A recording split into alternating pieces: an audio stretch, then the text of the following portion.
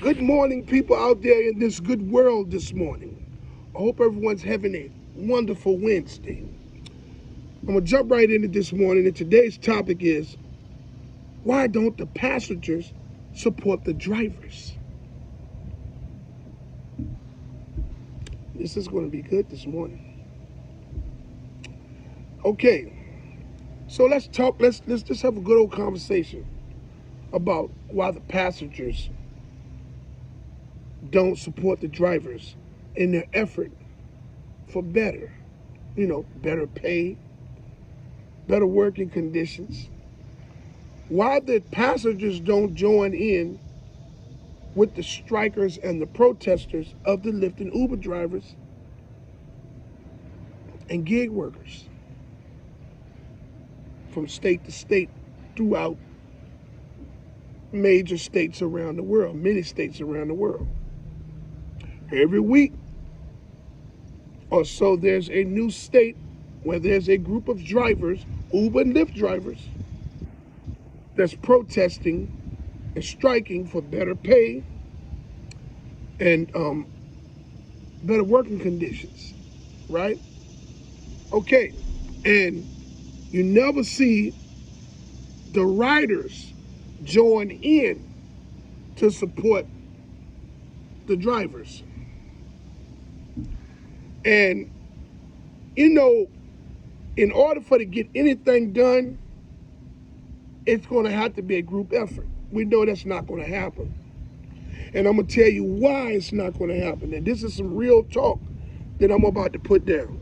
A lot of you all that may run into my videos probably thinking that I'm just a dude that's talking a bunch of gibberish about Lyft and complaining about the passengers and things like that. No, I'm putting some real shit out there.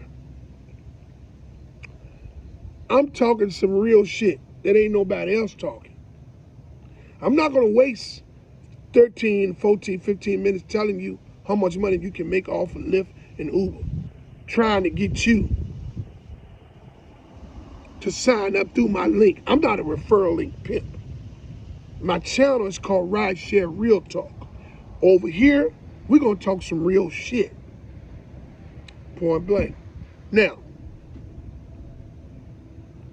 this is why the riders don't support the drivers.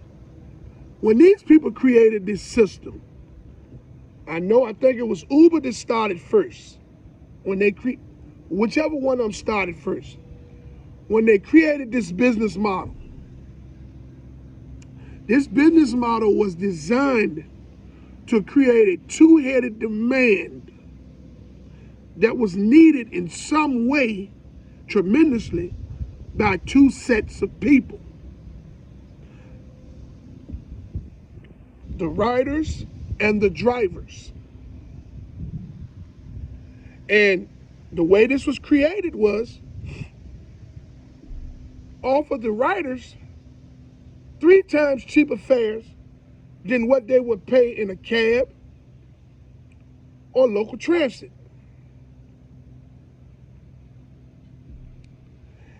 And on the other end, offer the drivers a business opportunity to be an independent contractor and make $25, $30 to $40 an hour, depending on what state you're in. Meaning that you're going to make more money an hour. The promise was that you're going to make more money an hour that you're going to make on your stable job by a stable employer. Or you can work part-time and add part-time income to your full-time income and make $25 or $30 an hour, right? So what they did was they created a two-headed monster. Demand that's needed on both ends. You have so many people that needs rides, but need cost-effective transportation to get them to and from, right? On this end, you need a bunch of people. You have a bunch of people that's looking for part-time income or looking for looking to do something full-time with some like a entrepreneur's aspirations. You know what I'm saying? So what they did was they created this two-headed demand system that would be controlled by the middleman, which is the companies, Lyft and Uber. Right? Now, we all know out here in this world, it's every man for themselves. That's the motto. I don't care where you are. Every man, every person is for themselves. So in creating this business model, a two-headed demand, you had two people that needed something greatly. But they were so brilliant when they did what they done, it's almost like unfair to American society to allow them to put this business model together. The business model is so sophisticated that the United States labor boards can't do anything about it or won't even say anything about it. I'm talking some real talk to y'all now. So in this two-headed demand that they created, basically in their own way, they pitted two groups of people against each other. The riders and the drivers. Now, the riders are a group of people that's trying to get somewhere for as cheap as possible. Because you have people that were riding cabs and local transits, whether it's the train or the bus, the city buses and things of that nature, that were spending upwards of maybe probably $250 a week, or maybe at least $200 a week. This is coming out of their weekly earnings or their every 2 weeks earnings. This is expensive to them for the riders. Okay? Then you have these people that's so you have riders spending all this money. Then you have Lyft coming in and Uber offering them an opportunity to ride on their platform, to get picked up on time, to schedule trips, and to do it all at a cost-effective manner, meaning 3 times cheaper than what normal transportation would be to them. So to the riders, this sounds excellent. Then you have the drivers who all got drawn in with something called the switch and bait mechanism, where they brought you in promising you that you would make all this money driving on the Lyft or the Uber platform. You got all these people out there that were joining in to drive, that was looking for part-time work. You have all these people that were sitting around that didn't have work, laid off for some reason. During the COVID, everyone was starving for money. So you had people that would go out there and would drive and would do it full-time, 10 to 12 hours a day. And in the beginning, they were making money. Some of them probably was making $2,000 to $3,000 a week without a lot of hard work, because it was the promise that the company was making. Now, fast forward to today, they've slowly eased in the switch. The algorithm is tightened up. The drivers are out here starving. They have a database full of drivers that will drive anytime they want to make extra money. So they have a plethora of drivers. So if one driver complains and quit, they have a million more that's going to join in and drive. This is why they give you new and future Lyft drivers and all Lyft drivers a link to promote. If someone wants to sign up, give them your link to sign up through your link. So that if they join and they do whatever rides is attached, and they complete the rides that's attached to that promotion, you get $800 on their end. Whatever the promotion is, they get a promotion on their end, right? So they're winning either way. Even if the drivers don't complete the promotion, as a driver that promoted the link, you get nothing.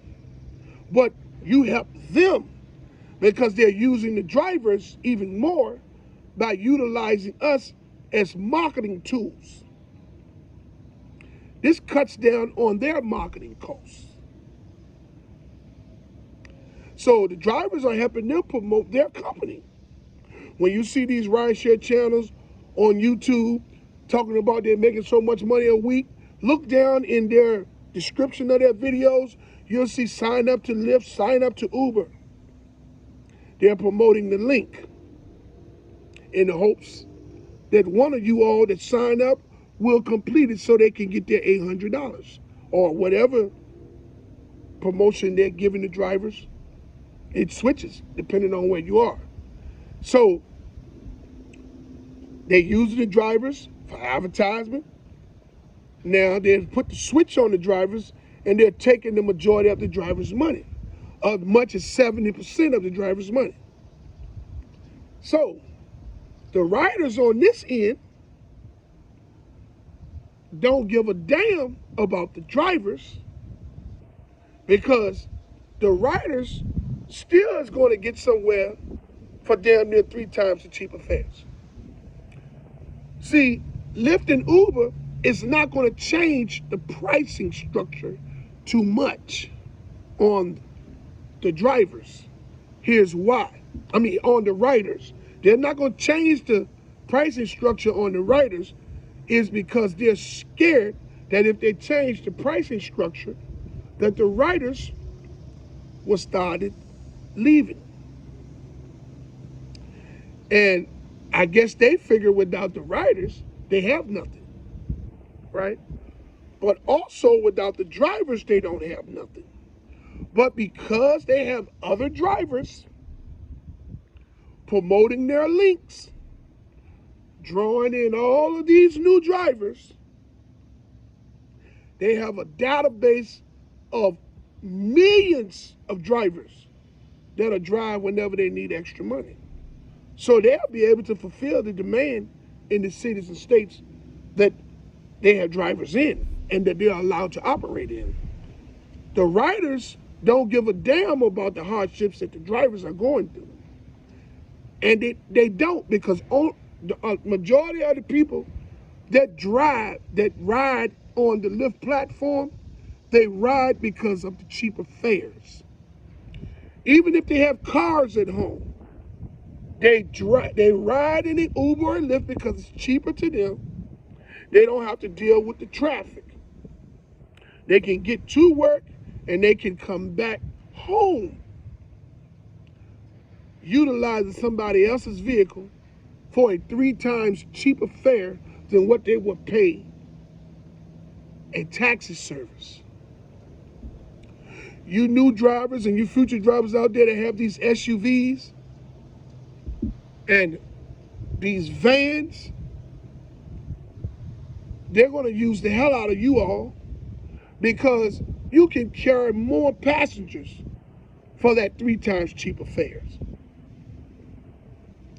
You're not going to make any more money, no more than probably about 60 or 70 cents more per trip. They're not going to give you the fee that you're supposed to get as if it was a taxi. A taxi is going to charge each individual person that's in that vehicle. Because when you got an SUV or a van, they're going to put you in something called Lyft XL.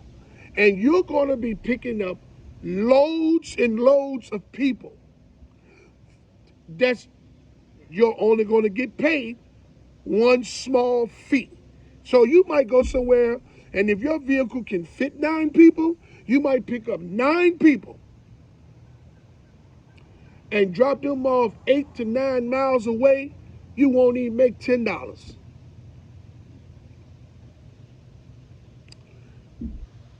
The riders doesn't care about the drivers because it's the way the system was built.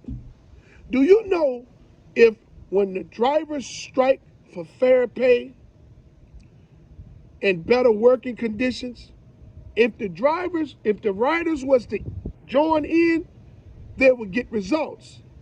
Because see, the system has been compromised because you have the riders that care about the drivers. But no one thinks that way. Everyone thinks that they're for themselves. What I told you in the beginning, every man's for themselves. As long as the riders are getting somewhere for cheap, they don't care about the drivers.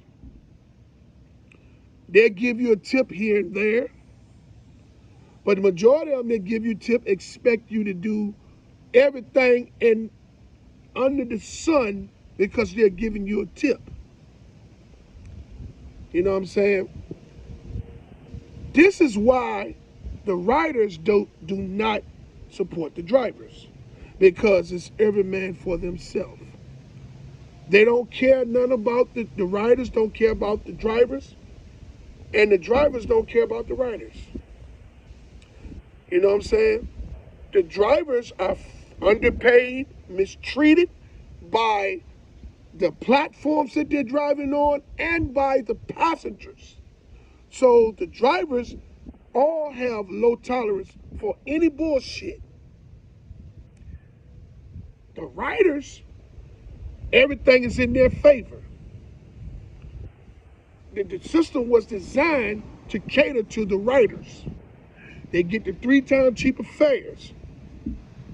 They can complain on a driver for the least little thing and get the driver deactivated. These rideshare systems like Lyft and Uber has came in between 2 groups of people in their own sneaky ways. And people, I'm talking real talk. Hey, I just wanted to leave this video today to get y'all to understand why the riders don't support the drivers in the striking and protesting efforts to be treated fair. And this is why. Because every man is for themselves. The rider's only concern is to get somewhere for a cheaper fare on time. You know what I'm saying? They don't care anything about the drivers. They don't care nothing about the drivers. So that's why you have 2 groups of people that's against one another. The computer system, Lyft and Uber, is the middleman. They don't provide you with anything as a driver. Those cars that people are renting through the Lyft Express program is a partnership by Hertz and Lyft to help 2 companies. Bottom line, Lyft is helping Hertz put drivers in those old cars, you understand what I'm saying, and get way more money than they would get off of them if they sold them. And Hertz is helping Lyft by providing cars to drivers that do not have cars that meets the qualifications to be drivers on the Lyft platform. So this way, this can help Lyft fulfill the demand for riders in the many cities and states that they're allowed to operate in. I'm keeping it 100% real. I'm talking some real shit to y'all. Here on my channel at Rideshare Real Talk, I'm gonna keep it a buck, 100. All you're going to get over here is good information from me because it's all I know. You understand what I'm saying? Hey, I would like to say that I fully support striking and protesting efforts of Lyft and Uber drivers and gig workers from city to city and state to state. I commend you all for your unselfish approach to fight for change. I stand with you 100%. I would like to say to all of those who haven't subscribed to my channel to like, subscribe, and hit the notification bell so you can stay in the loop for my latest videos. Hey, and I go live at least once or twice a week. You'll get a notification for my live as well. So I would like to say that I love everyone out there, and I hope everyone out there loves me back. Hey, man, we're going to be okay. Fellow drivers, keep your doors locked, keep your head on the swivel. And until my next video, let's get this bread, baby.